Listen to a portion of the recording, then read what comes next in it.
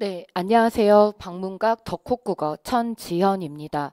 네, 오늘은 25년 국가직 지방직 국어시험 대비를 위해서 지난 6월 22일에 있었던 지방직 9급 국어를 철저하게 그리고 꼼꼼하게 이렇게 분석을 해 보려고 합니다.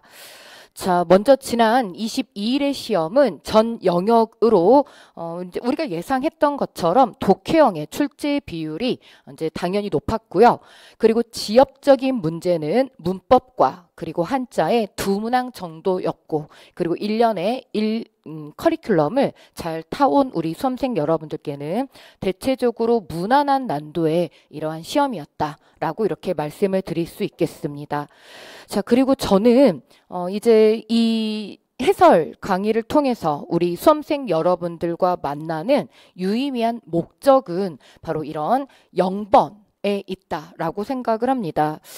우리는 25년에 있을 국가직, 지방직 국어에 대해서 굉장히 관심이 많습니다. 이유는 이제 3월에도 국가직 시험을 보고 난 후에 그리고 이번 6월 이제 지방직 9급 시험을 보고 난 후에도 계속해서 우리한테 초미의 관심사는 내년에 있을 이 시험의 모양이 어떤 모습으로 출제가 되고, 그렇기 때문에 어떻게 우리가 대책을 세워야 하는지 이 부분에 있었죠. 그래서 작년 11월 인혁처에서 이렇게 우리한테 예시 문항을 준 이후로 우리는 여러 차례 이렇게 그것에 대해서 대책 얘기도 하고 또 실제 문항들을 풀어가면서 우리 수험생 여러분들과 이제 올해 있을 시험과 내년에 있을 시험에 이러한 차이점이 있을 겁니다 라고 하는 것을 얘기를 해왔지만, 실질적으로 우리는 어디까지 좀 기다리고 있었냐면은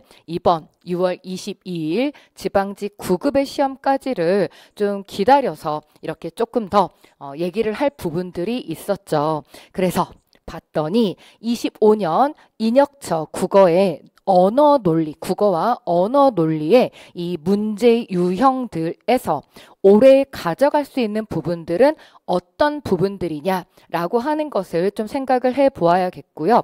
이제 그 부분들에서 이렇게 생각을 해봤더니 오히려 올해 시험보다는 22년의 지방직 국어의 문제가 25년을 대비하기 위한 이러한 문제로는 더 유의미했다.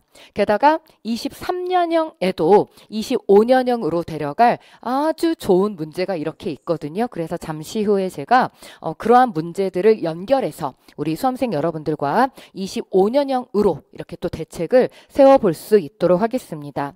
자, 그리고 올해 이 지방직 9급의 문제는 사실 킬러 문항이 거의 없었다라고 이렇게 볼 수 있는데요. 아무래도 지문의 길이가 그렇게 길지 않았고요. 올 3월에 있었던 국가직 9급이 추론형의 문제가 많아지고 해서 오히려 우리는 조금 더 걱정을 했었죠. 그에 대한 대비를 더 트레이닝을 많이 하고 가서 더 쉽게 느껴졌을 수도 있겠으나, 지문 자체의 길이가 많이 길지 않았고 또 재밌었어요. 지문이. 같이 조금 이따 또 읽어보자고요. 지문 자체 내용이 좀 일상생활 속에서 우리가 좀 이렇게 생각할 수 있는 이런 내용들에 좀 보편적으로 다뤄봤던 그런 내용들이 있고, 또 22년에 또 이렇게 소재를 이렇게 보았던 그런 것들이 있어서 아무래도 조금은 킬러 문항이 없었다 라고 이렇게 좀 반응들이 있고, 저도 그렇게 분석을 해봅니다.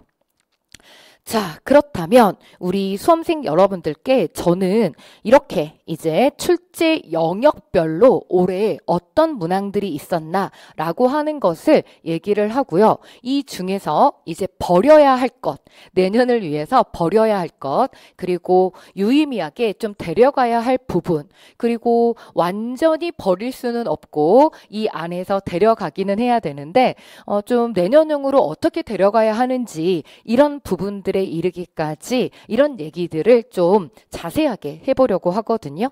자, 출제 영역은 이렇게 크게 네 가지 틀로 되어 있죠. 문법과 어휘 한자, 그리고 비문학, 문학의 독해. 자, 이제 문법이나 어휘 한자 같은 경우는 기존에 나왔던 20년 이후 5개 문항 정도 이렇게 나오던 것의 출제 비율이 그대로 나왔죠. 그래서 문법의 한 문항이 현대 문법으로 의문의 변동 부분에서 이렇게 출제가 됐고요. 자, 지금 어휘가 1번으로 문맥 이해형이 이렇게 출제가 됐습니다. 네, 이 문제요. 5개 문제 중에서 사실 우리가 25년형으로 그대로 데려갈 수 있는 그 모양은 이 1번 문항입니다. 잠시 후에 볼게요. 자, 그리고 2번에 있었던 맞춤법 문제는 사실 이 문제는 조금은 배신감이죠.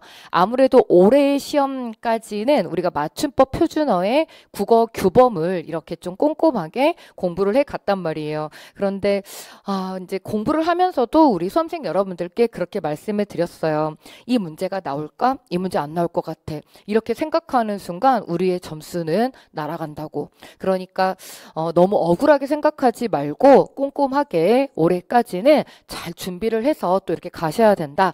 라고 다독이면서 이렇게 갔는데 아무래도 조금은 배신감이 들었던 부분들이 없잖아 있을 그런 문제가 바로 이 2번의 맞춤법 문제였다라고 이렇게 보고요. 사실 이 맞춤법이나 표준어 같은 경우는 내년에 똑같은 이 출제 유형으로 나오지는 않을 겁니다. 자, 이제 유형을 조금 바꿔가지고 조금 이제 공부를 해주셔야 되는 그런 부분들이 있는데요. 그 부분은 제가 아래쪽 유형 분석에 가서 조금 더 말씀을 드릴 수 있도록 할게요. 자, 그리고 이제 이음절 한자어들 두 문항 출제가 됐는데 역사 속으로 이제 보낼 이런 유형이 되겠습니다. 참 다행인 것 같기도 하면서 좀 시원섭섭합니다. 가르치는 입장에서는 왜 시원섭섭하냐. 어차피 우리나라 말이 좀 70% 가까이 한자말로 되어 있기 때문에 우리 수험생 여러분들께서 이제 독해를 위해서도 그렇고 이제 한자를 공부를 좀 되어 있는 수험생 여러분들께서 독해를 좀 더 잘하는 것도 있거든요. 그런데 이제 한자가 역사 속으로 이렇게 보내지는 문제 유형이 되기 때문에 더 이상 한자는 좀 이렇게 우리의 부담감에서도 벗어나고 공부를 이제 안 할 부분이잖아요. 그래서 제가 이 부분을 시원섭섭하다라고 이렇게 말씀을 드리지만 아무튼 땡큐이기는 합니다. 저희 입장에서도 그렇고 앞으로 우리 더 이제 공부하실 수험생 입장에서도 땡큐이기는 합니다. 하지만 독해에 필요한 적절한 부분의 그러한 어휘 학습은 제가 또 이렇게 잘 트레이닝 할 수 있도록 이렇게 또 끌어와서 함께 학습을 하겠습니다. 자, 그 다음 이제 독해 부분인데요. 독해가 이렇게 15문항이 출제가 됐어요. 지금 비문학에 보면은 화법과 장문을 포함해서 그래서 출제 유형 크게 달라지지 않고 그대로 11문항이 이렇게 출제가 됐는데요. 이 부분은 내년에도 그대로 우리가 가져갈 부분입니다. 지금 문제에 나왔던 주제 파악, 그리고 내용 이해형, 그리고 문맥 이해형, 그리고 빈칸 추론, 빈칸 블랭크, 그리고 배열 문제 내년에도 그대로 우리가 열심히 이렇게 공부를 하고 가야 될 그런 문제 유형이고요. 그래서 올해도 문제 유형 자체는 크게 이전에 나왔던 거랑 다르지 않고 내년에 나올 유형에서도 이렇게 크게 이렇게 새로운 것이 없는 좋지만 말씀드렸던 것처럼 지문의 길이가 조금 짧고 그리고 좀 쉬운 재밌는 그런 이제 내용들이어서 우리 수험생 여러분들께서 비교적 좀 이렇게 무난하게 잘 풀 수 있었다라고 이렇게 먼저 말씀을 드리겠고요. 자, 이제 문학의 내문항을 한번 좀 얘기를 해볼게요. 지금 고전의 부분에 고전뿐만 아니라 지금 현대에 이르기까지 내문항에 이렇게 출제됐던 문학의 그 작품들이 또 대체로 무난한 작품들, 우리가 다 보고 갔던 그런 작품들이 나왔다라고 하는 건데요.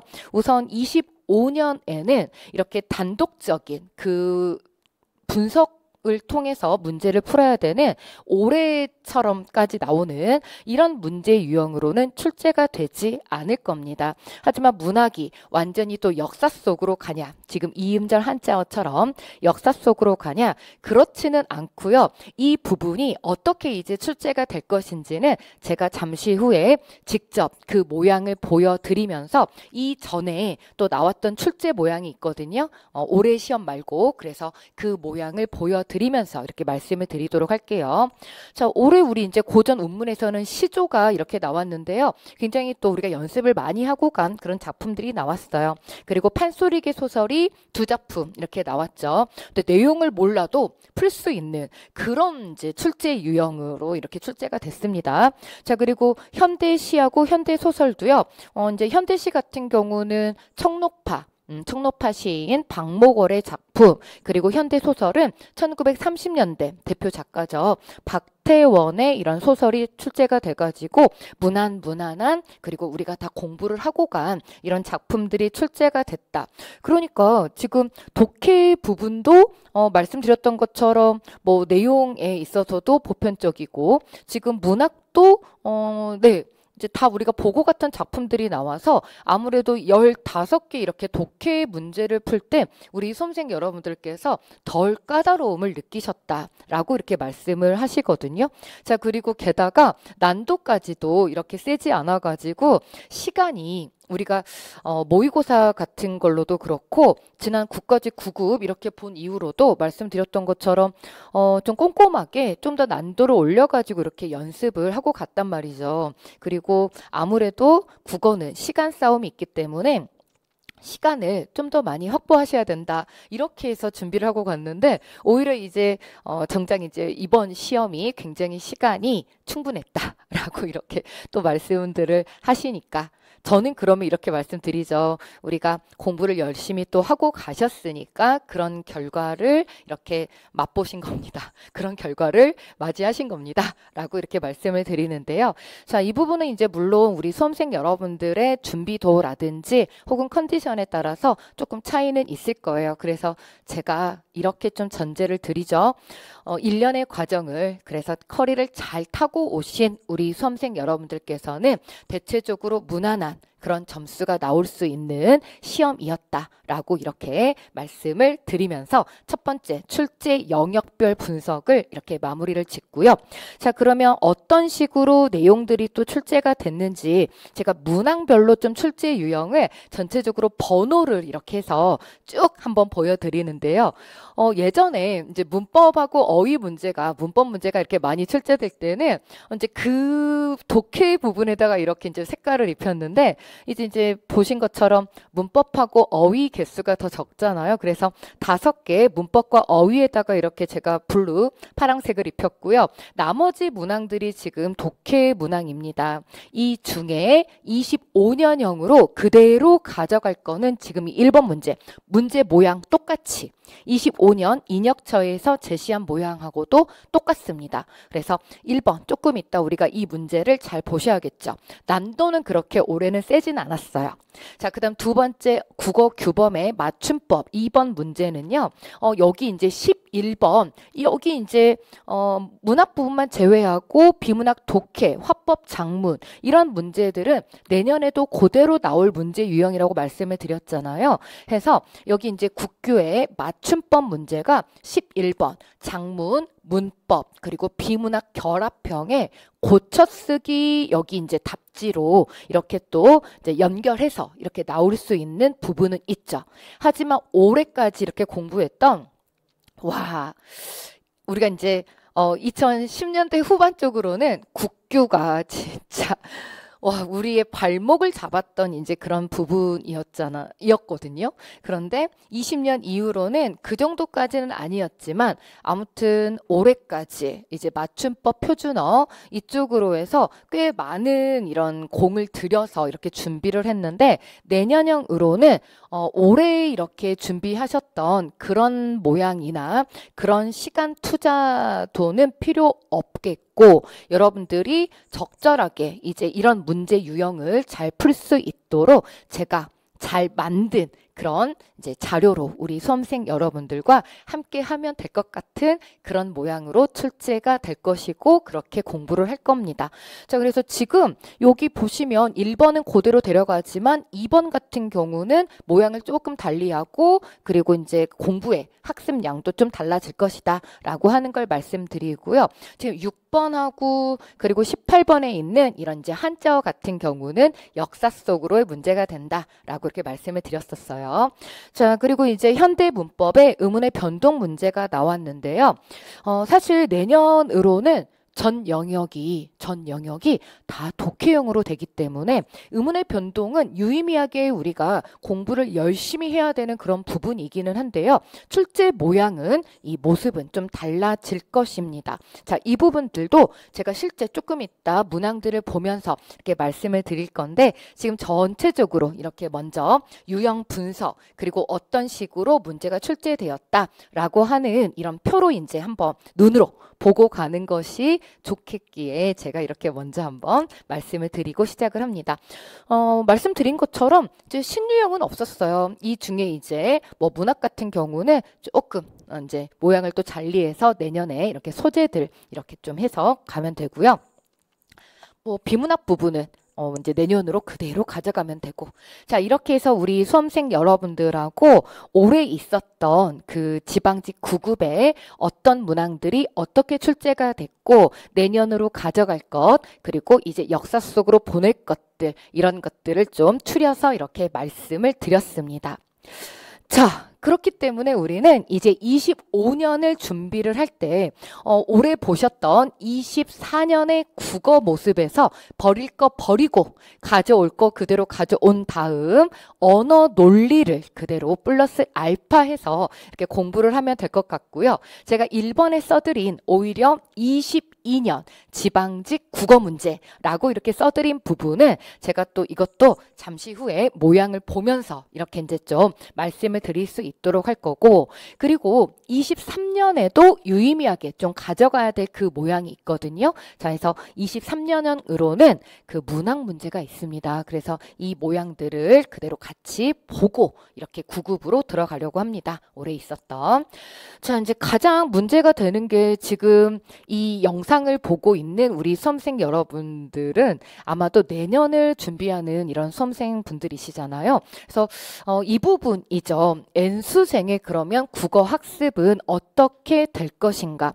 그러니까 새롭게 시작하는 우리 수험생 여러분들께서는 그냥 1년의 커리를 이렇게 그대로 따라가면 되는 건데 이제 올해 이렇게 공부를 했고 또 내년을 다시 준비하시는 우리 수험생 여러분들에게 있어서 이 국어가 그러니까 방금 제가 말씀드린 것도 그렇고 완전히 달라진 게 아니라 일부 그 20개 문항 중에서 버릴 거 버리고 가져갈 거 가져가면 되는데 그럼 그 퍼센테이지에서 보자면 버릴 거가 상당 그렇게 많지도 않잖아요. 그런데 어떻게 그러면 내가 준비를 해야 될까? 시간 투자는 어떻게 하고 언제부터 시작을 해야 될까? 이 부분이 가장 문제가 될 것입니다. 이제 준비를 하실 때. 그래서 이런 부분들에 대해서는 이후 제가 또 이전에 찍어 놓은 우리 이제 커리큘럼 영상 그리고 또 앞으로 또 이제 제시를 해드릴 커리큘럼 영상을 통해서 이렇게 또 이제 참고를 더 자세하게 이렇게 해 주시면 좋겠고 간단하게 말씀드리자라고 한다면 저는 처음부터 다이어트 혼자 시키지 마시고 저하고 1년의 과정을 쭉 밟아 가시는 것을 부탁 말씀드립니다. 이유는 올해처럼 이렇게 킬러 문항 없이 너무나 쉬운 난도로 이렇게 나오지는 않을 것이다 라고 하는 것이 우리 모두의 목소리입니다. 여기서 말하는 우리 모두는요. 저는 여기 우리 선생님들, 노량진에 계시는 선생님들 포함 전국에 계시는 또 공무원 국어 시험을 준비하시는 이제 그 선생님들 모두의 목소리라고 생각을 해요. 올해 너무나 좀 난도가 보편적이었다. 그래서 저는 N수생 우리 수험생 여러분들께 조금은 죄송한 말씀 으로 이렇게 들릴 수도 있어요. 왜 또 저렇게 나를 혼란스럽게 하냐. 나는 좀 다른 전공 과목들 뭐 이렇게 공부를 하다가 좀 나중에 좀 이렇게 국어를 하려고 했는데 그게 아닌 거냐. 네, 그래서 여기에 조금 방법적인 뭐 이런 것들을 조금 더 원하신다라고 한다면은 이후 커리큘럼 이 영상을 꼭 봐주시고요. 저는 절대 우리 수험생 여러분들께 이렇게 또 그 손해보는 이런 커리를 제시를 하지는 않기 때문에 제가 N수생 우리 수험생 여러분들께도 이렇게 말씀을 드리고 갑니다. 자, 그러면 다시 한번 말씀드릴게요. 국어 어떤 파트 공부가 필요할 것인가 라고 하는 것에 대해서 문법, 어휘, 문학, 그리고 비문학, 독해 이렇게 제가 3개 파트로 크게 말씀을 드리겠습니다. 이전에 공부하셨던 것처럼 문법 꼼꼼히 공부를 해주셔야 되고요. 올해는 이제 문법이 현대 문법으로 한 문항만 나왔잖아요. 네, 인혁처에서는 독해형으로 3개 문항 정도를 이렇게 출제를 했습니다. 이제 인혁처에서 말하기로는 물론 뭐 배경 지식 없이 거기에서 문제를 통해서 지문에서 정보를 얻어가지고 풀 수 있습니다. 배경 지식 없이 라고 얘기를 했지만 우리 수험생 여러분들도 아시고 저도 아는 바로 이 배경 지식이 없이라고 하는 것은 사실 말이 안 되죠. 그래서 문법의 문제를 더 이제 꼼꼼하게 잘 준비하실 필요가 있겠고, 그리고 어휘 부분과 그리고 문학의 이런 이제 소재, 이런 이제 좀 몇몇 가지의 중요 이론들 이렇게 해서 묶어가지고 좀 공부를 해주시면 좋을 것 같고, 그리고 가장 중요한 이 독해 파트 여기에 있어서는 우리가 언어 논리 이 부분을 플러스 알파를 해서 이렇게 가면 될 것 같습니다. 자, 그래서 저는 3가지 3개월 지속하면 무조건 국어 점수가 바뀐다 라고 하는 것을 말씀드리고요. 이후는 계속된 트레이닝이겠죠. 자, 이런 공부 절대 하지 마세요 라고 하는 것은 제가 방금 전 N수생을 이제 먼저 이렇게 타깃으로 말씀드렸던 것처럼 뭐 어느 부분을 어느 시기를 이렇게 다이어트해서 나는 국어는 그래도 뭐 수능 때도 잘했고 고등학교 중고등학교 시절에도 국어는 좀 잘했어, 난 좀 독해는 자신 있어 라고 할지라도 분명히 공무원 국어에서의 독해는 수능하고도 다르고 필셋의 언어 논리 뭐 7급이나 5급 이쪽하고도 좀 다르거든요. 그리고 인혁처에서 제시한 뭐 민간에서 이렇게 국어 시험들의 모양하고 좀 같이 가겠습니다 라고 제시한 NCS라든지 대표적인 NCS의 이런 모양하고도 좀 다른 부분이 있어요. 그래서 제가 특히나 25년 달라진 첫 번째 해 같은 경우는 어느 부분을 혼자서 단독적으로 다이어트 시기적으로 그리고 학습의 부분으로 다이어트 하지 마시고 쭉 1년의 커리를 따라와 주셔라 라고 하는 것을 말씀드리고요. 게다가 제가 약간 오버이기는 한데 언어 논리 누워서 들으세요 라고 이렇게 써드린 이유는 뭐냐면 사실 여기가 이제 진입 장벽이 조금 어려워서 그렇지 우리 수험생 여러분들 내년에 아마 이 부분이 그동안의 뭐 문법의 암기식의 그런 문제처럼 언어 논리의 문제는 굉장히 우리에게 효자 노릇을 하는 그러한 파트가 될 것이다. 처음에 진입 장벽은 조금 어렵긴 하겠죠. 새로운 파트이고 우리가 이제 처음 들어가는 부분이니까.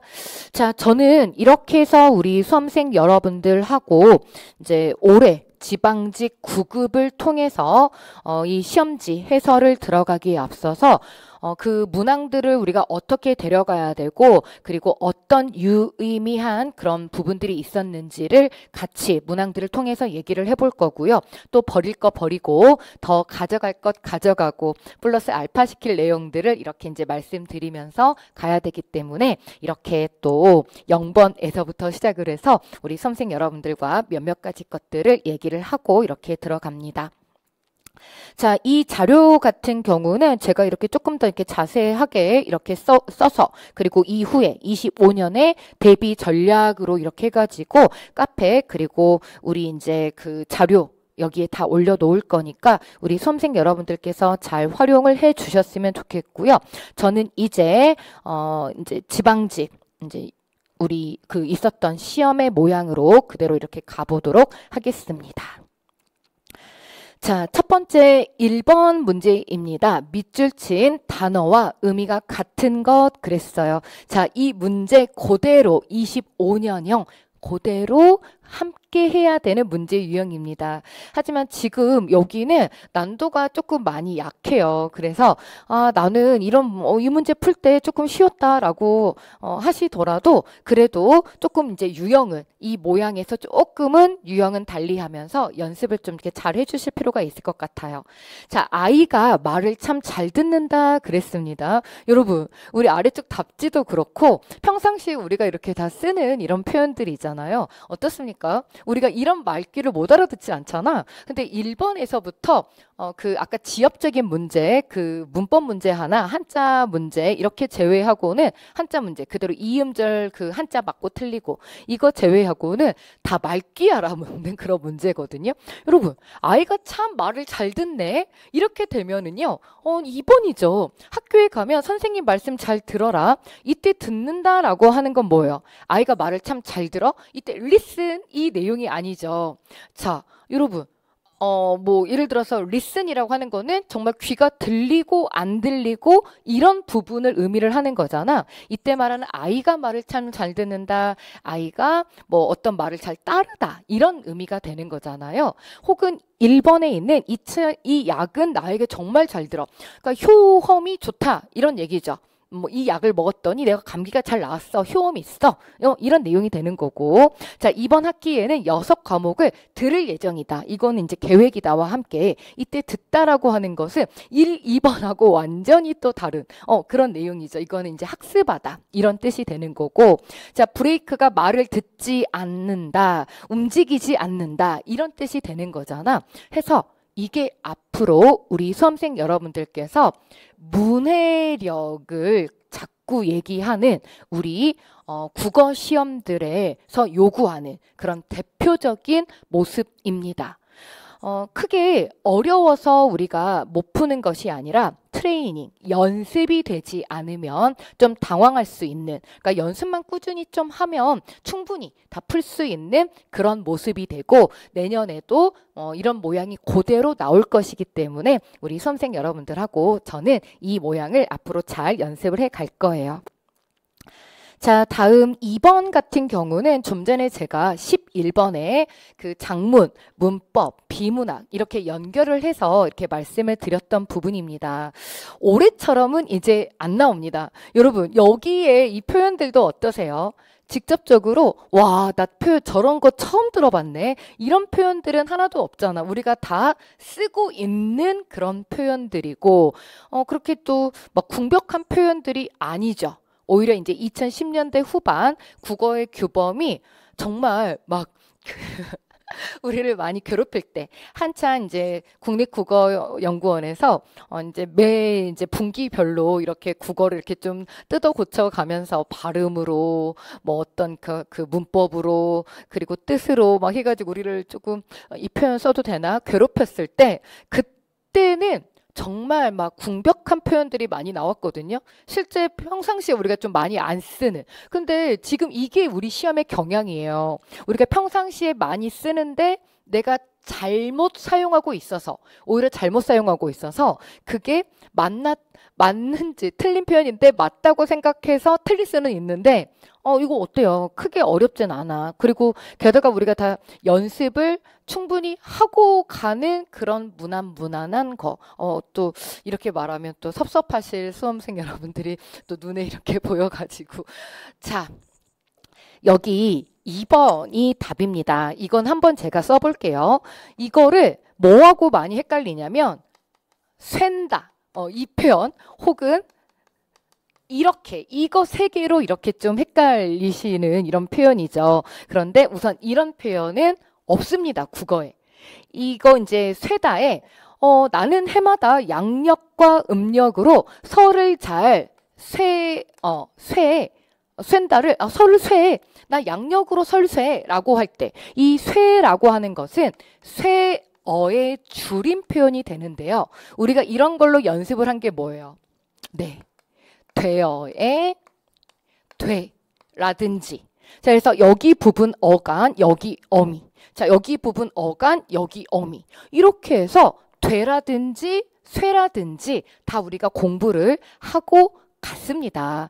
그래서 여기에서 이제 이 부분을 저하고 또 함께 하신 수험생 여러분들께서는 제가 이렇게 연결을 해서 이렇게 수업을 했기 때문에 잘 풀고 오셨을 거라고 생각을 하고요. 지금 이렇게 되는 거는 진짜 공부를 조금 1년을 공부를 했는데 마지막에 있는 세 번째를 꺼내게 됐다라고 하면 진짜 공부를 안 하고 간 이런 모습이고, 그래서 사실 이 2번의 답을 찾는 것이 그렇게 까다롭지는 않았다라고 하는 건데, 자, 이것도 우리가 많이 연습을 했던, 여기 이제 들렸다가 안 들렸다가, 뭐 위쪽에도 뭐 그런 표현들이 여기 뭐 이제 들어라 뭐 이런 게 있는데, 이거예요. 이 들렸다가라고 이렇게 여의 표현이 되면은 소리가 들렸다가 안 들렸다가 해, 이렇게 할 때 이렇게 되는 거고, 여기는 여를 쓰면 안 되고 들르다에서 기본형 들르다에서 들르었다가 이걸 축약시켜서 들렀다가라고 이렇게 해야 되죠. 네, 연습 많이 했던 부분입니다. 자, 그리고 짜집기가 아니라 짜깁기. 이제 이런 표현들이 있죠. 단순하게 우리가 좀 그 평상시에 잘못 사용할 수 있는. 그러니까 지금 2번이나 이제 3번 같은 경우는 오히려 이제 문법적으로 우리가 좀 더 얘기를 하고 가는 그런 부분들로 이렇게 공부를 했고, 지금 이제 짜깁기 이런 거라든지 이런 유들이 있어. 뭐 이제 화투가 아니라 뭐 파투라든지 파토 해서 파투 이제 이런 거 공부해야 되는 거. 그래서 몇몇 가지 딱 보면은 우리가 실생활에서 많이 틀리는 야밤도주가 아니라 뭐 야반도주 이런 유들 있잖아요. 그래서 이것도 이제 많이 우리가 보셨던, 그리고 옥죄다의 이제 이 겹받침 부분인데요. 우리가 이 리을 기억을 쓰지 않습니다.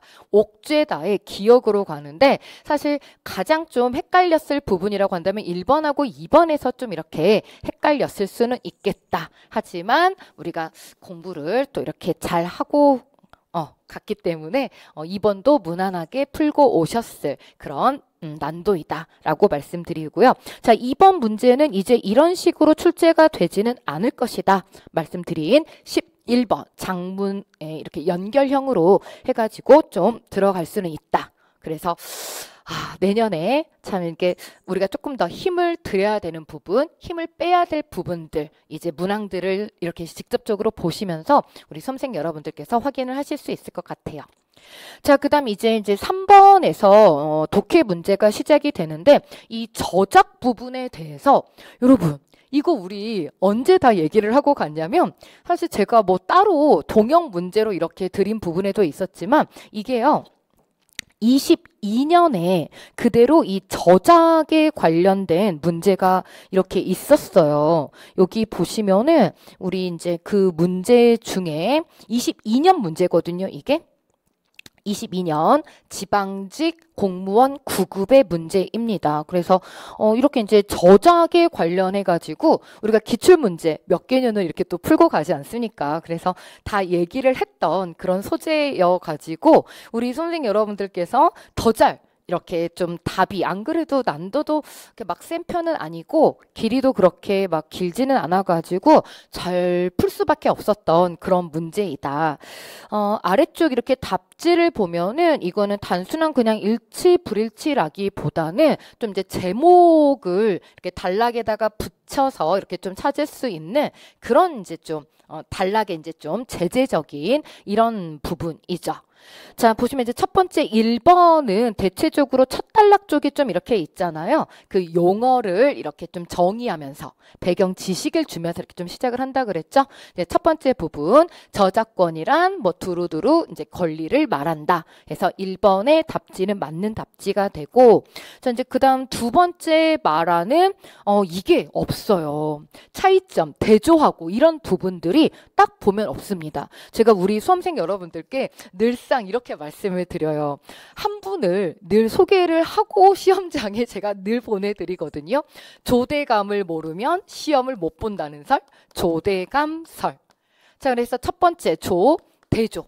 이 대조가 늘상 시험에 나오기 때문에 제가 맨날 모든 걸 이렇게 다 대조로 해서 많이 연습을 시켜드립니다.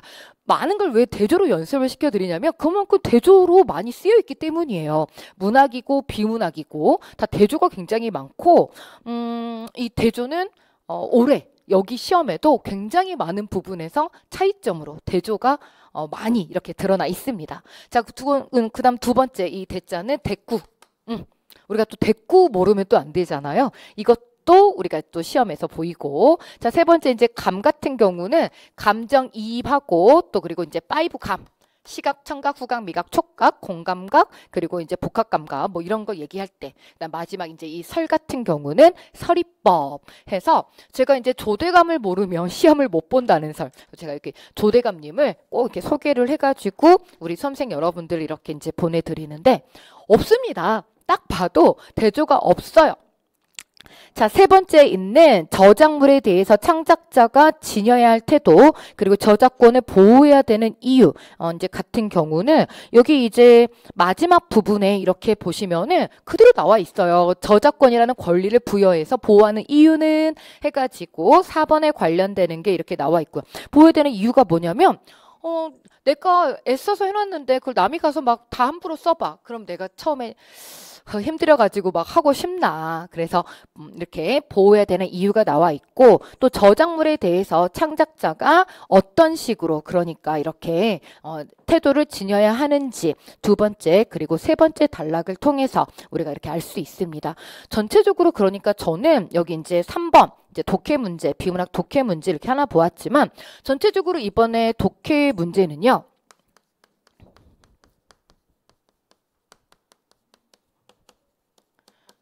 독해 문제가 대체적으로 다 이거야. 말기만 알아먹으면 돼. 말기만 알아먹으면. 이 글을 통해서 무얼 얘기하려고 했지? 이거거든요. 자, 그 다음 4번 문제. 이거 때문에 더 그래요. 여러분, 이거 얘기는요. 제가 이런 얘기를 또 이게 유튜브에 이게 있다, 진짜. 이 내용이 있어. 이거 연주를 했는데 진짜 이런 결과를 보이는. 그러니까 사실 그 음악가가 정말 유명하신 분이고 막 이렇게 엄청 큰 그런 예술의 전당 같이 이렇게 엄청 큰 데서 막 연주하고 막 이렇게 환호 받고 이런 분인데 지하철에서 이렇게 딱 모자 놓고 했더니 사람들이 관심을 별로 안 보여. 이거가 되게 유명한 그런 얘기 중에 하나이고 저는 수업 시간에도 이거를 이제 같이 얘기를 한 적이 있어요. 그래서 와, 이 내용이 나왔네 라고 저는 되게 기뻤거든요. 그래서 그때 이렇게 말씀드렸던 게 제가 뭐 때문에 말씀을 드렸냐면은 야, 꼭 유명한 것만 뭐 우리가 약도 그렇고 광고가 많이 된 것만이 꼭 최고는 아니다. 이제 그 광고되지 않은 것도 정말 그 유의미한 것들이 많아. 뭐 이렇게 얘기를 하면서 이 얘기를 제가 이렇게 딱 꺼내 들었단 말이에요. 사실 이 문제도 보시면 여기 이렇게 밑줄이 있어요. 연주를 듣기 위해 서 있는 사람은 아무도 없었다. 자, 아래에 답지에 보면은 여기 1, 2, 3, 4번 답지가 그냥 생뚱맞은 답지들은 아니고요. 본문의 일정 정도 이런 내용들이 다 들어가는 있습니다. 하지만 이게 중요한 게 뭐냐? 여러분, 이게 그대로 추론 문제인데요. 어느 부분을 봐야지 어디에서 우리가 그 내용을 찾아와야 되냐면 전체적으로 우리가 이 말귀 알아먹는 거야. 그러니까 예를 들어 우리가요. 이런 거 있지. 긴 글이 있어. 혹은 영화 한 편을 봤어. 드라마 한 편을 봤어. 그걸 읽고 가장 얘기하고 싶은 바가 무엇인지를 봐야 되잖아. 그런데 여기에서 연주를 듣기 위해 서 있는 사람이 아무도 없다. 아무도 없었던 이유가 장소 때문이야? 사람이 적어서? 아니면 감상할 여유가 없어서? 아니면 돈 때문에? 여기 안에 이렇게 다 들어있는 내용인데요. 어느 부분에 핵심이 있냐면 여기 첫 번째 줄이에요. 급격하게 돌아가는 현대적인 생활 방식은 종종 삶을 즐기지 못하게 한다. 이 말에 핵심이 있는 거예요.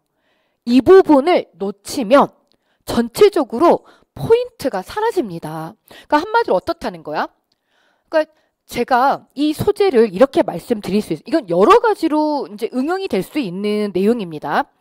이렇게 유명한 사람이지만 뭐 지하철에서 하니까 사람들이 좋은지를 모르네. 뭐 이렇게도 물론 또 다른 글에서는 그렇게도 쓸 수 있는 글이에요. 소재예요.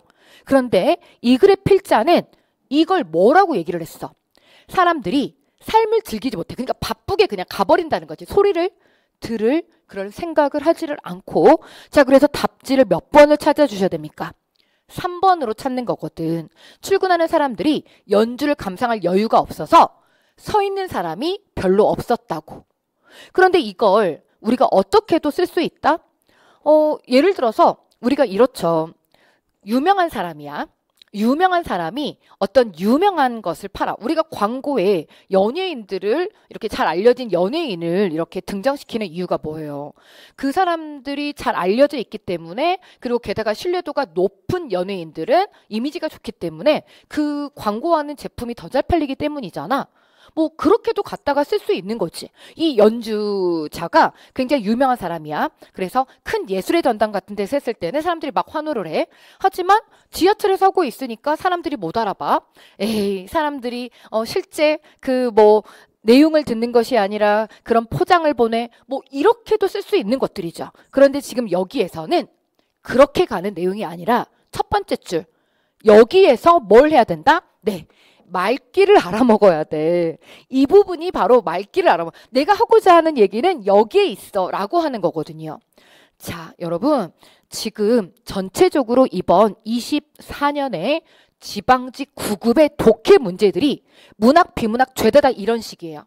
내가 이 부분을 통해서 무슨 얘기를 하려는 것 같아요? 라고 하는. 그러니까 문학도 지엽적으로 어떤 하나의 막 그 지식으로만 이렇게 푸는 것이 아니라 그런 모양들을 보여주고 있거든요. 자, 다음 5번. 자, 고전 시조입니다. 여러분, 이해하실 분 한 분이라도 있으세요? 혹시 N수 혹은 이제 작년에 이제 공부하신 수험생 분들 듣고 계시다면, 자, 여기에 있는 이 4개 작품들이 어느 하나 작품도 시조 중에서 와, 저 시조는 뭐 많이 안 보던 시조인데 라고 하는 게 아무것도 없죠. 우리 뭐 이렇게 월산대군, 성종의 형아, 월산대군 시조라든지 그리고 뭐 이런들 어떠하며 저런들 어떠하려, 천석고왕의 자연 친화의 작품, 뭐 이렇게 해서 너무나 유명한 작품들만 이렇게 나와 있고요.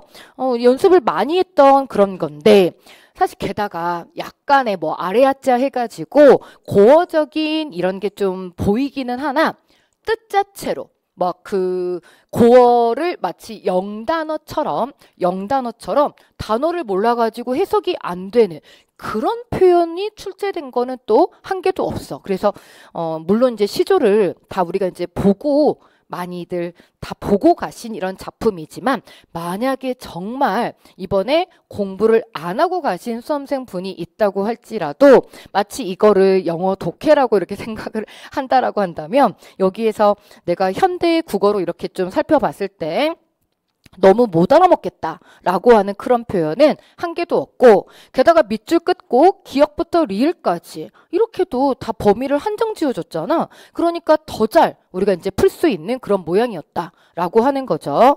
자, 그래서 우리가 이제 보시면 빈배, 초야우생, 강산, 이몸 이렇게 들어가 있는데요. 자, 먼저 이제 빈배라고 하는 것은 내가 욕심 부리지 않고 다 비운 채로 그대로 돌아오는 거, 욕심 없다.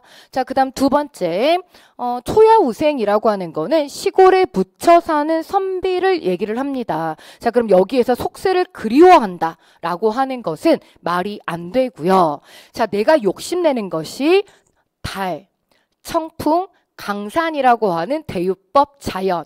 자연은 둘러두고 보겠다. 자연 친화, 자연 동화되어 있는 거. 자, 이 중에 이 몸이 아무 걱정 없이 늙을 거야.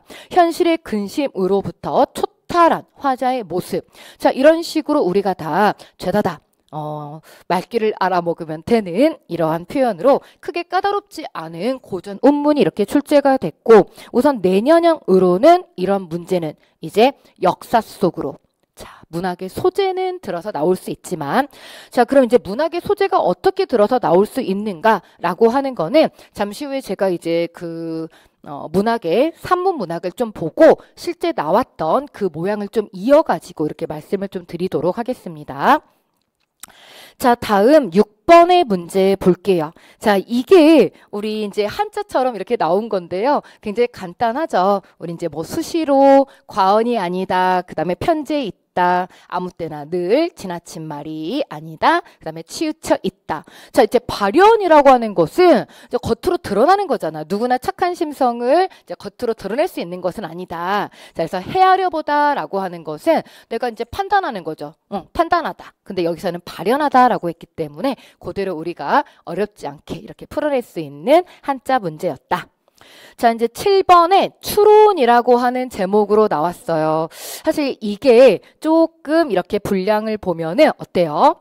네. 한 단락으로 이렇게 좀 나와 있어요. 게다가 평상시에 우리가 또 이 감정이라고 하는 거, 요즘에 우리가 막 이렇게 MBTI 뭐 해가지고 많이 이런 이제 그 감정적인 거 이런 걸로 우리의 성격을 나누기도 하고, 사실 이 감정은 우리가 이제 많이 얘기를 하는 부분이라서 읽어가는데 또 크게 이제 어려움이 없습니다. 게다가 우리가 뭐 평상시에 사용하는 이모티콘 같은 거, 그러니까 소재 자체가 어때요?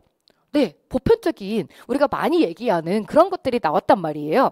자, 이렇게 되니까 추론을 하라고 했는데 추론이 너무 잘 되죠. 추론이 너무 잘 돼. 여러분, 추론이라고 하는 거는 상상이 아니라 본문에 있는 내용을 바탕으로 그 부분이 맞나 틀리나 이렇게 끌어와서 연결하는 거다라고 이렇게 말씀을 드렸잖아요. 자, 그러면 지금 첫 번째 1번에 있는 감정에 대한 개념적인 자원은 문화에 따라 달리 형성된다. 자, 문화적인 부분, 첫 번째 부분에서 얘기를 하고 있죠. 모든 문화가 감정에 관한 동일한 개념적 자원을 발전시켜 온 것은 아니야 라고 이그 첫 번째. 그러니까 이번에는 첫 번째 문장이 굉장히 이 답지에 많이 영향을 미치더라고요. 그동안 이렇게 또 문제들을 보면은 첫 번째 문장들은 좀 보편적인 내용들을 얘기를 하고 이렇게 들어가잖아. 흥미 유발을 하거나. 그래서 영향을 아주 크게 뭐 이렇게 많이는 아닌 경우들이 있었는데, 이번에는 여기까지 오는 경우들도 어땠어요? 첫 번째 문장을 정말 잘 읽어줘야 되는. 그래서 제가 평상시에 독해 문제를 이렇게 같이 연습을 하면서도 이렇게 말씀을 드렸던 거. 내 생각을 여기다가 섞지 않고 본문에 있는 내용에서 잘 연결해서 지문답. 결국 비문학은 지문답. 지문 속에 답이 있다. 그렇기 때문에 지문 안에 있는 것들을 잘 정보를 끌어내오는, 그러니까 어느 한 부분도 놓치면 안 된다. 라고 하는 걸 말씀을 드리는데, 특히 이번 시험은 우리 수험생 여러분들께 그러한 중요도, 첫 문장의 중요성을 얘기할 수 있는 굉장히 또 연습하기 좋은, 또 난도는 좀 그렇지만 난도도 처음 시작점으로는 되게 좋은 것 같아요. 이후 이제 준비를 할 때는. 그래서 지금 첫 번째 문장에서 또 1번이 이렇게 되고, 자, 이제 2번에 동일한 감정이라도 그것을 표현하는 방식은 시대에 따라 이렇게 다를 수 있다라고 이렇게 얘기를 하고 있는데요. 여기에 보시면 이렇게 뭐 그 중세 시대, 뭐 그리고 오늘날 이렇게 되어 있잖아요. 이런 부분이 시대라고 하는 이 용어로 이렇게 얘기되어질 수 있는 이런 부분이 됩니다. 그래서 동일한 감정이라도 그것을 표현하는 방식이 시대에 따라, 그러니까 이런 부분들을 연습을 하는 거죠. 어떤 본문에 있는 몇몇 문장이 혹은 몇몇 단어가 한 개의 문장 혹은 어떤 한 개의 단어 이렇게 요약이 될 수 있잖아요. 이런 것들이 추론에서는 굉장히 또 연습을 많이 해가야 되는 그런 부분인데요. 또 이제 그런 것을 그대로 보여주는 2번 답지입니다. 자, 그 다음 4번 같은 경우 이모티콘 글자의 일부를 따서 표현을 하기도 한다.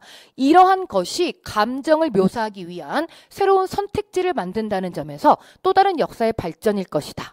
오늘날 인터넷에서 이모티콘을 사용하는 것과 같이 과거에는 없었던, 그러니까 새로운 선택지를 만든다라고 얘기를 하잖아요. 그러니까 과거에는 없었던 이런 식으로 내용이 바뀌어서 이렇게 나올 수 있는 거. 그러니까 말귀를 알아먹는 거.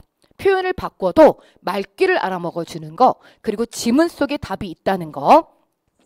자, 그렇다면 3번에 있는 내용이 왜 틀려 있냐? 감정 어휘를 풍부하게 갖고 있는 집단은 그렇지 않은 집단보다 어떤 태도적인 이것 자체를 얘기하지 않았습니다. 없는 내용입니다. 태도적인 자체를 얘기하지 않았습니다. 해서 사실 답이 손을 좀 흔들고 있는 그런 문제들이 10번 안쪽으로는 좀 많이 포진되어 있죠. 답이 손을 좀 흔들어 주는. 자, 8번 문제 봅니다. 박목월 시인의 현대시인데요. 적절하지 않은 것 그랬어요. 여기 보시면 뭐 시상전개 방식, 뭐 시선의 이동, 수미상관, 처음과 끝이 같은 것, 그 다음에 이미지, 조대감설의 다양한 이미지. 여러분 다양한 이미지 그러면 적어도 5 감각 중에서 2개 이상이 들어가 있어야 되는 뭐 이런 것들인데 어렵지 않게 여러분 여기 보시면은요. 뭐 흰 달빛의 시각, 그 다음에 물소리의 청각, 그 다음 이렇게 되면 뭐 여기까지만 해도 2개 이상 이렇게 되니까 다양한 감각 이렇게 되는 것이고, 여러분 뭐 시선 이동 그대로 보이고 있고, 그 다음에 처음과 끝이 이렇게 같죠. 흰달빛 자하문, 흰달빛 자하문 해가지고 천년, 1년에 있는 것과 끝쪽에 와서 비슷하게 이렇게 같이 모양을 보이고 있고 해서 1, 2, 3번까지 네. 굉장히 쉽게 우리 눈에 딱 이렇게 보여지는 모습이에요. 그런데 4번 여기 대립. 또다시 어떤 게 답이에요? 네. 조대감을 모르면 시험을 못 본다는 설. 또다시 대조가 이렇게 답으로 또 출제가 되었습니다. 그래서 여러분들 제가 이 부분은요. 조대감을 모르면 시험을 못 본다는 설. 진짜 우리 수험생 여러분들께서 머리에 착 한번 들으면 잊어먹지 않는 그런 표현이잖아요. 게다가 시험도 너무너무 좋아하고. 자, 다음 이제 9번 문제로 이렇게 갑니다. 지금 방금 전 문학들, 이제 운문 문학들을 제가 이렇게 보면서 이런 말씀을 드렸죠.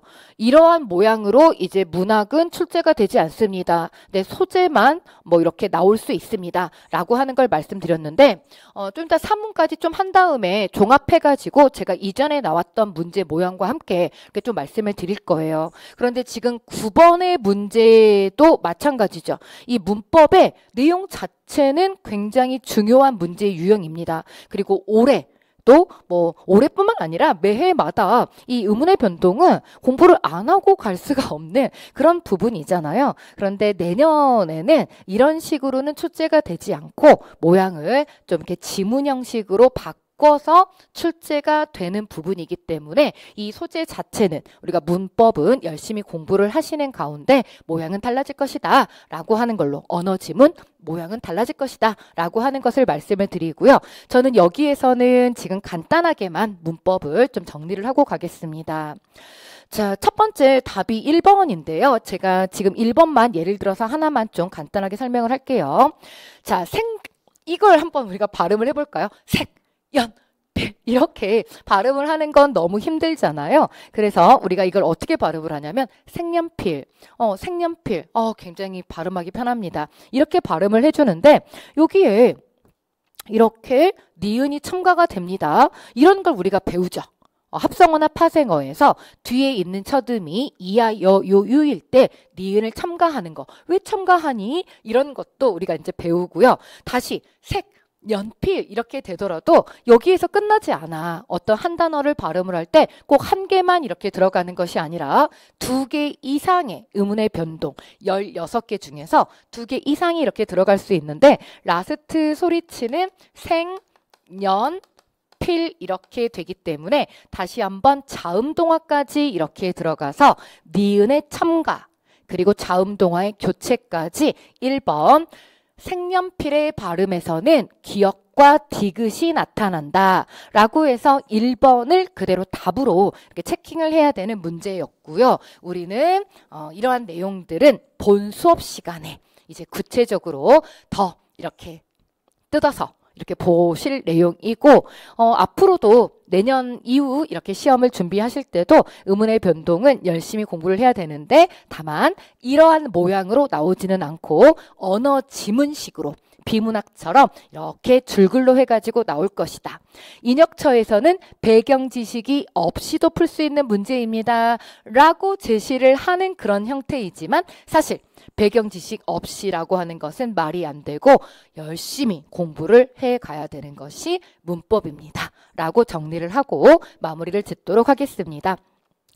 자, 그 다음 10번이에요. 와, 저는 우리 수험생 여러분들 와인 좋아하시나요?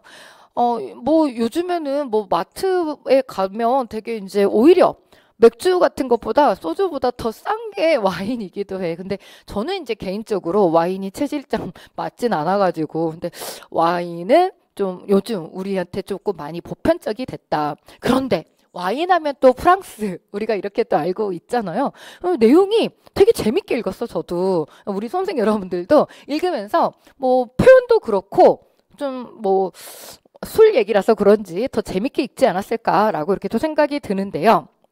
여기도 결과적으로는 그래. 마지막 부분에 블랭크, 마지막에 있다. 맨 마지막 줄에. 그래서 우리가 블랭크를 여러 가지로 또 연습을 했잖아요. 뭐 블랭크가 앞에 있는 거, 중간에 있는 거, 끝에 있는 거, 블랭크에 문장 들어가는 거, 어휘 들어가는 거, 뭐 여러 가지로 이렇게 연습을 했는데, 마지막 끝에 있어. 게다가 결국이라고 하는 걸로 봐서 결론 내리는 거죠.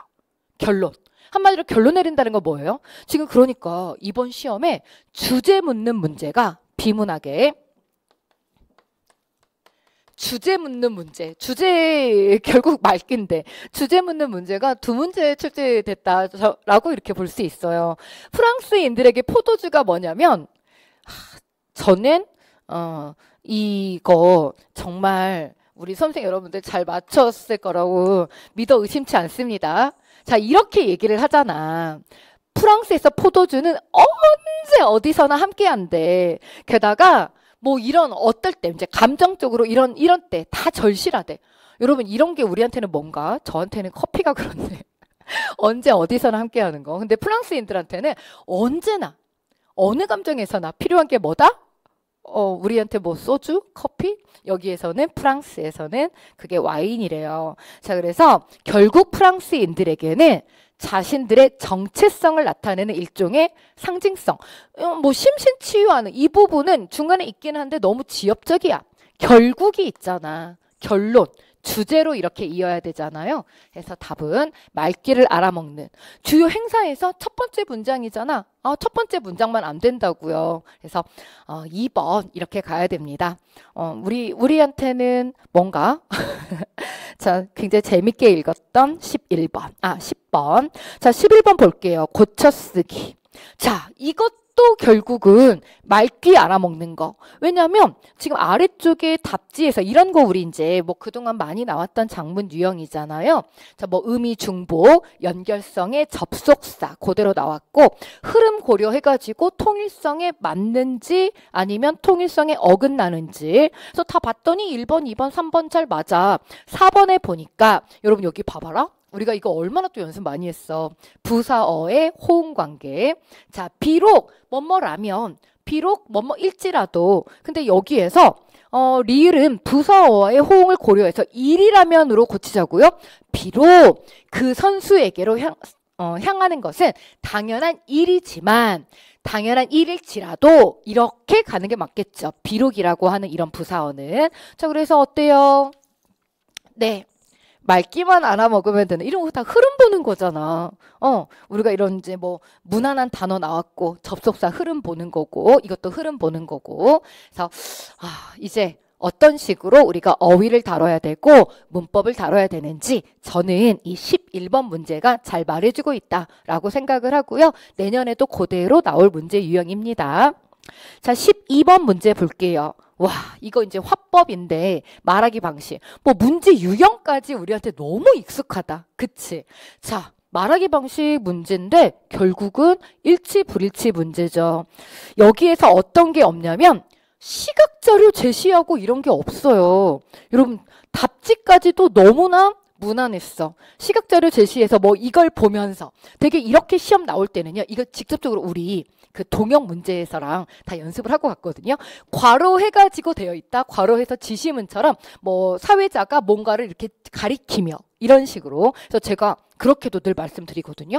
이런 화법이나 작문 같은 경우에는 뭘 잘 봐야 된다? 블랭크.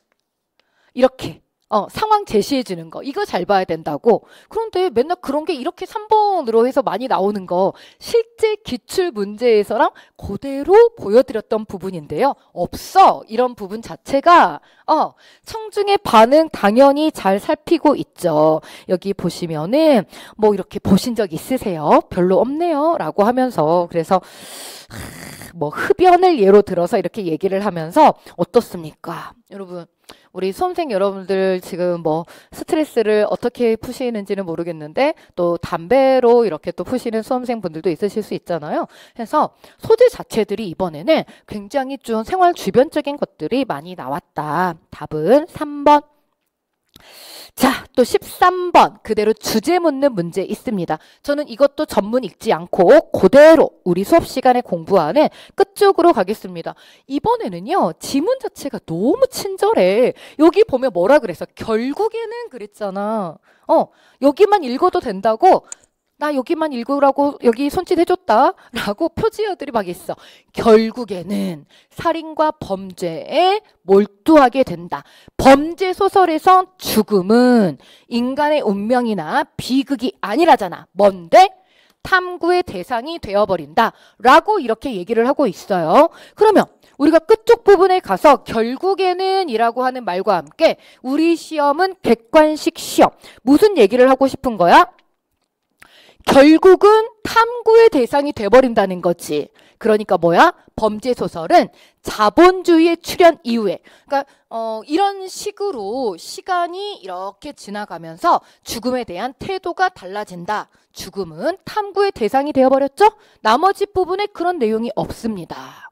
여러분, 제가 그동안 우리가 이렇게 해가지고 다 풀렸던 문제를 왜 다른 방식으로 해설을 하겠습니까? 하지만 여러분, 내년에는 우리가 어떤 부분을 조금 조심을 해야 되는 부분이 있냐면 제가 여기다 이제 3번으로 해가지고 좀 적어 드릴게요. 인혁차에서 제시한 그 11월 예시 문항에서 내년형 25년형으로 비문학의 문제는 지문 하나에 이제 2개를 묻는, 그러니까 2개 이상, 뭐 3개를 묻는 건 약간 오바고 2개를 묻는 이런 지문을 보여줬죠. 그렇기 때문에 만약에 그게 이제 지문인데 주제 묻는 문제라든지 주제 묻는 문제가 있어. 그러면 이렇게 끝만 보면 안 되겠죠. 이제 그 2개 이렇게 되어 있는 거에서는. 근데 2개 묻는 문제에서도 주제 묻는 문제하고 어휘 묻는 문제라고 한다면은 뭐 주제는 이렇게 끝만 읽고 얼른 찾아주셔도 되겠고, 뭐 예를 들어 근데 주제를 묻고 다른 거는 일치 문제를 또 하나 묻는다. 이렇게 되면은 전문을 좀 읽어가는 가운데 주제를 찾아야 되니까 뭐 전문을 읽어야겠죠. 그쵸? 그래서 그 지문을 좀 소화하는 방법이 이렇게 25년형에는 2개를 출제를 하는 이런 거를 얘기를 했기 때문에 좀 달라질 수는 있겠으나 어찌 됐든지 예를 들어 이런 1개 지문에서 1개를 묻는 문제가 내년에도 있습니다. 섞여 있어요. 전체가 다 뭐 이런 독해 문제가 지문에 뭐 다 2개씩을 묻고 있다. 이게 아니라 지문 하나에 하나를 묻는 문제도 있기 때문에 그거는 각기 방법을 좀 이렇게 달리해서 보면 되고, 어찌됐든 주제는 끝쪽을 보면 잘 찾을 수 있다. 게다가 주관식이 아니라 객관식으로 되기 때문에 끝만 읽고가 이렇게 가능하죠. 오히려 전체를 읽어버리면은요, 포인트를 놓칠 수 있어요. 포인트를. 자, 이렇게 해서 1번 답 이렇게 잡고 가고요. 자, 그 다음 14번. 와, 저는 사실 이 14번도 진짜 재밌더라고요. 여러분 여기 봐봐. 2번째 단락에 있는 이 이제 흰긴 수염꼬리, 수염고래. 너무 불쌍해. 왜 여러분 우리 여기 누가 우리를 여기를 뭐 이렇게 이렇게 했다든지 꼬집었다든지 그럼 우리 1분 후에 느껴? 우리 바로 느끼고 바로 꼬집어줘야지. 근데 이 수염고래는 1분 후에 느낀다잖아. 저는 이렇게 막 읽어가면서 와, 이번에 전체적으로 뭐 이렇게 다 비문학 지문이 재밌냐 막 그랬거든요. 자, 여러분 여기에 이해한 내용으로 적절하지 않은 거 그랬습니다. 그래서 여기 그래서는 이제 전체적으로 통증에 관련된 그런 내용이 되어 있는데 지금 3번에 있는 이 통과 통각의 신경, 그러니까 통증을 느끼는 감각이 통각이죠. 이 신경이 다른 감각 신경에 비해서 가늘어가지고 전달이 빠른 것이 아니라 가늘다 부분에서 얘기하고 있는 게 뭐냐면 여기에요. 통각신경이 다른 감각신경에 비해서 가는 이유는 더 많이 배치를 해주려고. 그러니까 이 신경을 더 많이 배치를 해주려고. 이렇게 나왔는데 여기 3번을 갖다가 전달이 빠르다. 이렇게 이어버리면 당연히 안 되겠지. 그러니까 어때요? 추론 문제인데 여러분 지문이 이렇게 재밌지 않았다면 내용이 그리고 재밌기만 한 게 아니라 많이 까다롭진 않았어요. 난도가. 그래서 내년의 추론형은 사실 이렇게까지 난도가 약하지는 않을 것으로 좀 우리가 이제 추측을 할 수밖에 없고요. 꼼꼼하게 준비합시다. 꼼꼼하게. 하지만 이건 이제 이어지는 대세일 것 같기는 해요. 소재가 좀 더 생활형일 것이다. 우리가 주변에서 지금까지 오는 것들 어땠어요? 소재들이 다 우리가 주변에서 많이 볼 수 있는, 우리가 조금만 이렇게 20년 이상 우리가 또 한국에 살고 있으니까 충분히 다 보고 듣고 느낄 수 있는 그런 내용들이 이렇게 나왔잖아.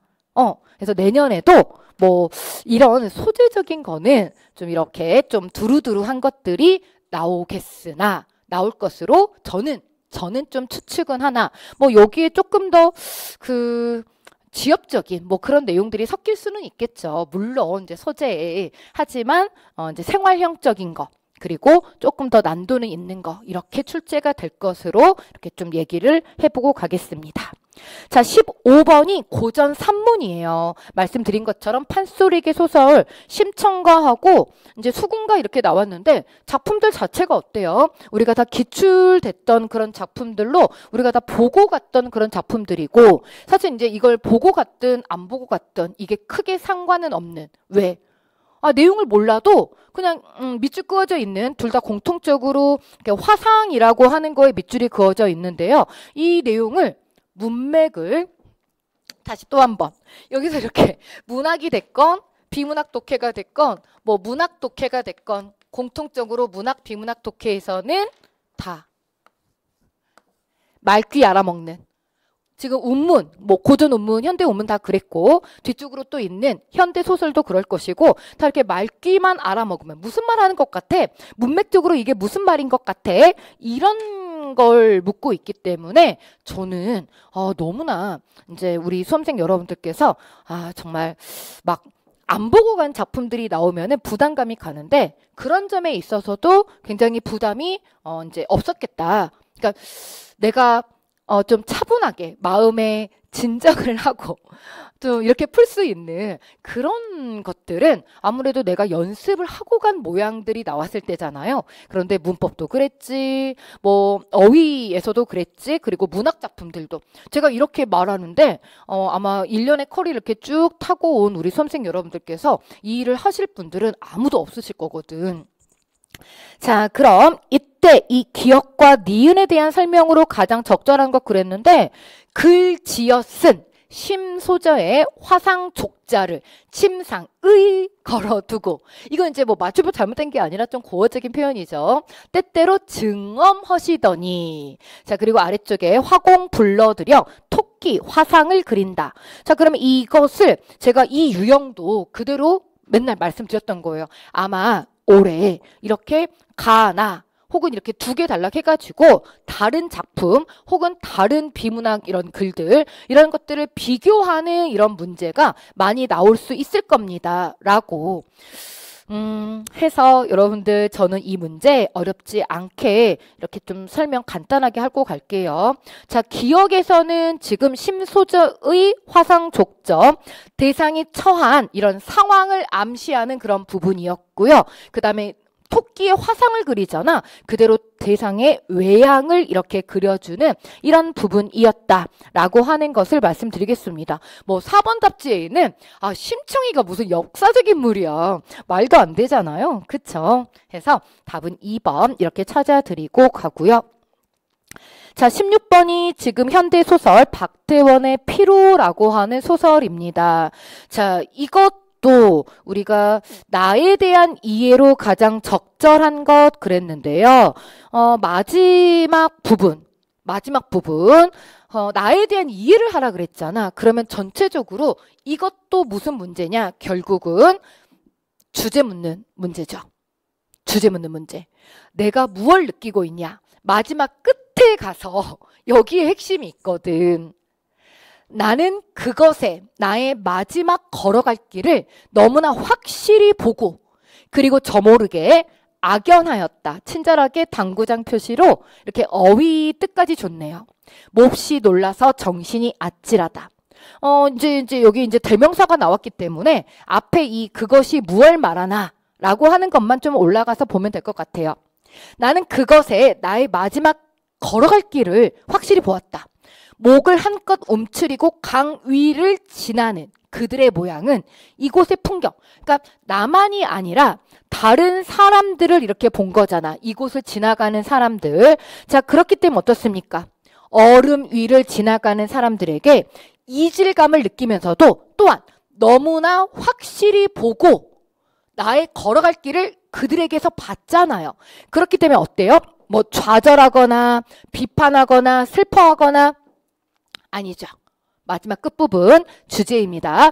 공감하고 있다라고 하는 것을 우리가 찾아낼 수 있습니다. 자, 문학까지 포함하자면 이렇게 맑게 알아먹고 주제 관련된 문제, 몇 문제? 세 문제가 이렇게 있네요. 자, 17번 보겠습니다. 와, 사실 우리 수험생 여러분들께서 이렇게 독해를 공부하면서 가장 어떤 문제가 어려워요? 라고 이렇게 상담에 들어가면은 배열 문제들을 많이 말씀을 하시거든요. 그런데 올해는 배열 문제가 많이 쉬우셨다고 이렇게 말씀들을 하시더라고요. 자, 우리가 이제 배열은 왜 어렵다라고 밖에 느낄 수가 없냐면, 물론 이것처럼 이제 좀 난도가 좀 이렇게 쉽고 이렇게 되면은 괜찮은데, 아무래도 이제 배열은 전체적인 흐름을 이렇게 꿰맞춰야 되는데 이론이 별로 없어.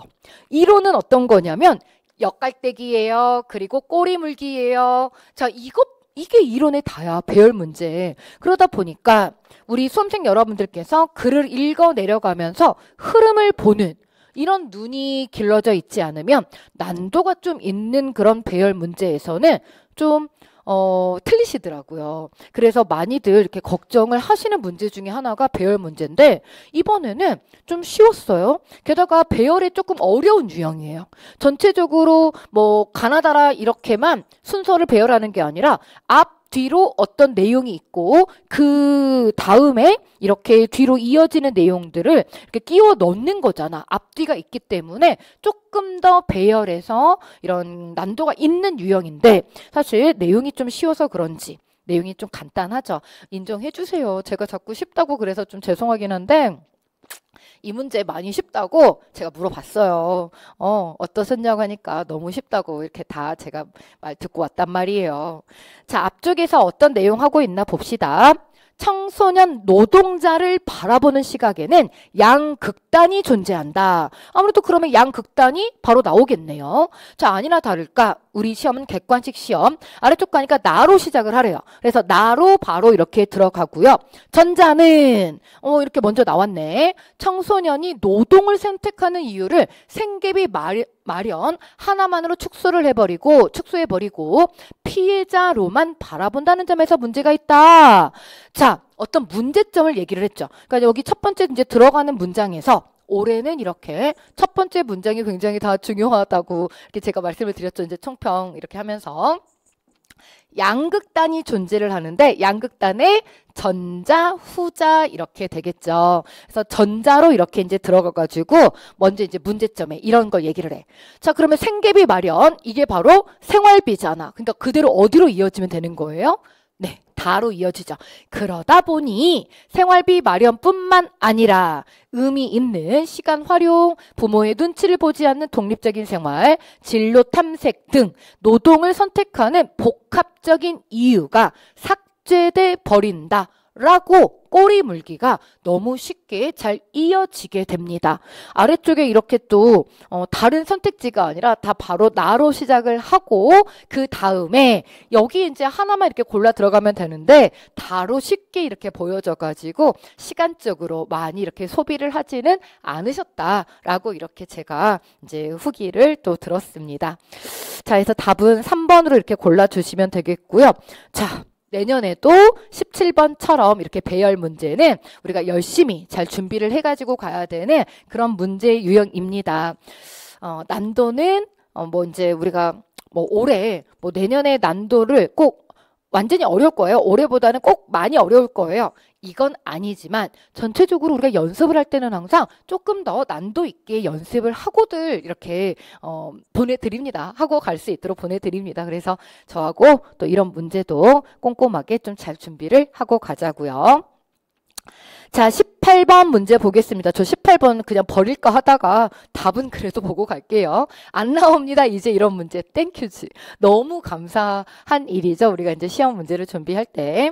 자, 한자 표기로 올바른 거 우리가 이 얘기 되게 많이 했던 거잖아. 그래서 수험생 여러분들께서 쉽게 좀 푸셨대요. 이 성찰이라는 말이 문학에 보면은 그 주제적인 걸로 해가지고 굉장히 뭐 자아성찰 많이 나오는 거잖아. 그래서 살필성, 살필찰 해가지고 성찰 18번, 4번. 자, 19번 보겠습니다. 글쓰기 방식. 와, 논지전개 방식인데요. 와, 이것도 저는 굉장히 또 재밌게 읽었어요. 그리고 좀 짧기도 하고 그래가지고 일치불일치로 또 그 논지전개 방식 잘 찾으셨을 것 같은데, 네. 당근과 채찍, 즉 보상과 처벌이다 해서 이거를 4번에 비유를 사용했다. 네, 여기까지 비유는 맞아. 그런데 이게 문제의 심각성 강조하고 이런 게 아니었어. 그래서 4번은 틀려 있는 거고. 자, 답은 1번이죠. 얘가 들어져 있어. 이렇게 어떤 부모에게는 이런 카드가 당근일 거고 어떤 뭐 사람들은 뭐 이렇게 그 직장인들은 여행이 당근일 것이다. 뭐 예를 들어 가지고 독자 이해를 잘 돕고 있네요. 2번하고 3번이 완전히 아니야. 그쵸? 그래서 뭐 약간의 생각의 여지가 있었다라고 한다면은 사실 이 4번 답지이긴 한데 뭐 전체적으로 뭐 심각성 강조하고 이런 게 아니잖아요. 그래서 1번을 잘 찾으셨을 것이다 라고 이렇게 보고 이런 문제 유형도 내년으로 잘 데려가야 되는 그러니까 전체적으로 비문학 독해 문제들은요. 화작 포함해서 내년으로 다 잘 데려가야 되는 거고 그리고 이제 문학 독해만 조금 유형을 달리할 것이다 라고 이렇게 보시면 되겠네요. 자, 20번 문제 보겠습니다. 마지막 문제가 이렇게 이제 화법의 대화 분석으로 끝나고 있어요. 그런데 원래는 되게 20번 문제 끝쪽으로 가면은 글이도 좀 길고 어렵게 나오잖아요. 근데 20번 문제마저 난도가 조금 약해서 굉장히 쉽게 푸셨다라고 이렇게 합니다.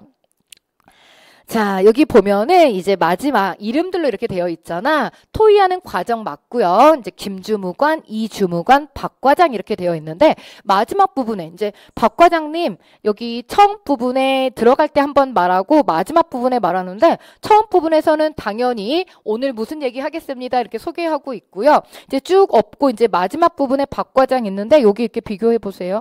와, 이거 정말 윤 주무관의 생각에 저도 동의합니다. 근데 박 과장은 김주무관, 이주무관, 윤주무관 제안을 비교해서 절충해요? 노노. 자, 윤 주무관의 생각에 저도 동의합니다. 해서 4번이 답이다라고 또 마지막까지 손을 흔들어 주고 있습니다. 자, 이렇게 해서 우리 수험생 여러분들 제가 이제 20개 문제를 풀면서는 딱 정리를 해보니까 이거죠. 큰 틀로 하나. 자, 1번 조대감설 그대로 25년 데려갈 거고요. 그 다음 2번 문학과 비문학 독해에 있어서 자, 말귀 알아먹고 그 다음에 이렇게 주제 이제 알게 하는 거 그리고 이렇게 내년에는 2개 이렇게 묻는 문제가 있을 것이니까 이것만 좀 더 주의해서 보자. 자, 그리고 내년에도 올해처럼 이렇게 쉬운 난도로는 아니겠지만 그럴 수도 있고 그런 문제도 섞여 있겠죠. 좀 생활형적인 우리가 보편적인 주변에서 두루두루 이렇게 다 이렇게 볼 수 있는 그런 것들이 소재로 출제가 될 것이고, 자, 이거는 너무나 중요한 말입니다. 지문 속에 답이 있다. 그래서 지문에 있는 이 배경 지식들을 여러분들이 자유자재로 잘 활용할 수 있도록 저는 앞으로 트레이닝 하도록 하겠습니다. 자, 제가 우리 수험생 여러분들하고 오늘 이렇게 첫 번째 페이지를 말씀을 드렸어요. 25년 국가직 지방직 국어시험 대비를 위한 22일 지방직 구급국어 해설이라고. 그러면서 제가 이렇게 보여드렸죠. 오히려 22년 지방직 국어의 문제가, 그리고 23년의 문제에서 오히려 25년형의 문제가 있었다. 자, 바로 그래서 제가 그 문제들을 이렇게 보여드리고, 그 문제를 보여드리고, 그리고 이런 문제에 대해 이제 제가 이후 이어지는 우리 영상에서 더 자세하게, 그리고 전체적으로 커리큘럼 이 영상에서 또 한번 25년에 어떻게 여러분들이 또 기존에 있던 기출문제를 활용하고 또 어떻게 앞으로 갈 것인지를 말씀드리면서 이렇게 더 자세하게 말씀드리겠지만 오늘도 간략하게는 좀 말씀을 드리면서 마무리를 짓겠습니다. 자, 22년의 문제입니다. 여기 보시면 이렇게 22년 지방직 9급의 문제였고요. 여기에 이제 19번 문제. 그러니까 오히려 이번 전체적으로 1번부터 20번 그 사이에 있는 독해 문제 보니까 어땠어요? 언어 논리형으로 되어 있는 문제가 한 개도 없었죠? 그런데 제가 지금 대표형으로 지금 22년에 있었던 19번 문제 가져온 겁니다. 다음 글에서 추론한 내용으로 가장 적절한 거 그랬는데 모양 자체는 우리 국어에서 나왔던 비문학 문제 추론형으로 똑같죠. 그런데 이 문제가 어떻게 풀어야 되는 문제였냐면 역이대우. 우리의 명제에 역이대우로 풀어야 되는 문제였습니다. 여러분, 어떤 명제에 대해서 우리가 이제 앞으로 배워야 될 내용이에요. 이거 완전 공식으로 너무 쉽게 풀리는 부분인데요. 어떤 명제에 대해서 역은 항상 성립하지 않습니다. 그런데 어떤 명제가 참이라고 할 때 항상 성립하는 것이 바로 대우이거든요. 자, 첫 번째 문장입니다. 논리 실증주의자들에 따르면 만약 어떤 것이 과학일 경우 거기에서 사용되는 문장은 유의미하다. 여러분, 이거 분명히 몇 년 거? 22년 거. 22년. 자, 1번이 답인데요. 논리 실증주의자들에 따르면 무의미한 문장을 사용하는 것은 과학이 아니다. 바로 첫 번째 이 문장에 대한 대우죠. 대우라고 하는 것은 명제 P이면 Q이다에 대해서 not Q이면 not P이다. 자, 사용되는 문장이 유의미하지 않으면, 한마디로 사용되는 문장이 무의미한 문장을 사용하는 것은 not P라고 하는 것은 과학이 아니다가 되는 거죠.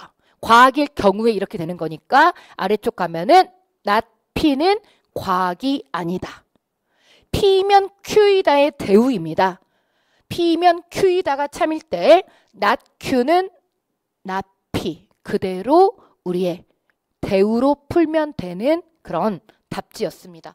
겉으로는 딱 뭐처럼 보여?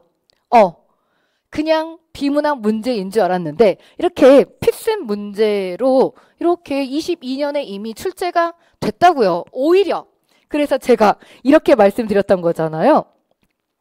오히려 24년에는 이런 문제가 없었다. 오히려 22년 지방직 문제. 자, 한 문제 더 볼게요. 자, 문학 문제도 내년형으로는 올해 있었던 이 문학 문제 모양들은 한 개도 출제가 되지 않습니다. 자, 지금 이거는 23년 거거든요. 자, 그대로 보여드릴게요. 이거 23년 지방직 9급의 문제예요. 지방직 9급의 17번 문제입니다. 비문학처럼 되어 있죠. 고소설의 유통 방식은 해서 전기수 나오고 이렇게 비문학의 일치 불일치처럼 답 찾아주는 거.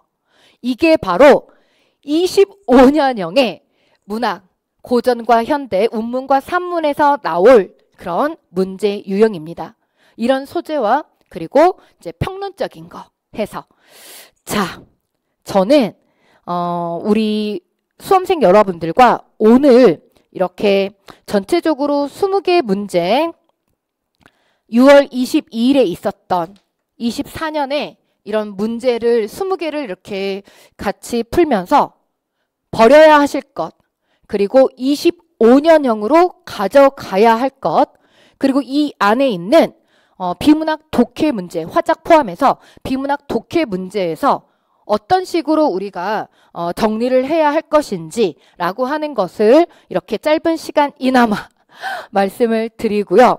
그리고 가장 중요한 것은 우리가 이후에 있는 이 시험을 어떻게 또 잘 헤쳐나갈 것인지 여기에 대해서 대책점을 찾는 거잖아요. 우리 이렇게 또 시험을 같이 분석을 해보는 것은. 그래서 오늘 저하고 이렇게 한번 22일에 있었던 9급 시험을 같이 분석을 한 것을 바탕으로 25년 할 수 있습니다. 우리 수험생 여러분들, 제가 우리 수험생 여러분들과 정말 이렇게 잘못된 길 가지 않게, 게다가 처음 진입장벽 어려운 언어 논리의 부분마저 누워서 들을 수 있게 그렇게 꼼꼼한, 그리고 수험생 여러분들 시간 낭비 없는 그러한 학습 같이 할 겁니다. 자, 우리 N수생 수험생 분이 계시다면 이번 시험 보시느라고 정말 고생 많으셨고요. 그리고 내년 시험을 준비하실, 이렇게 새롭게 준비하실 우리 수험생 여러분들, 이 영상 보고 계시는 수험생 여러분들은 분명 저하고 다음 시험에서 좋은 결과로 이렇게 함께 하게 될 것을 말씀드리면서 저는 여기에서 이렇게 마무리 짓고 다음 수업에서 또 이렇게 함께 만날 수 있도록 하겠습니다. 자, 우리 수험생 여러분들 이제 수고 많으셨습니다.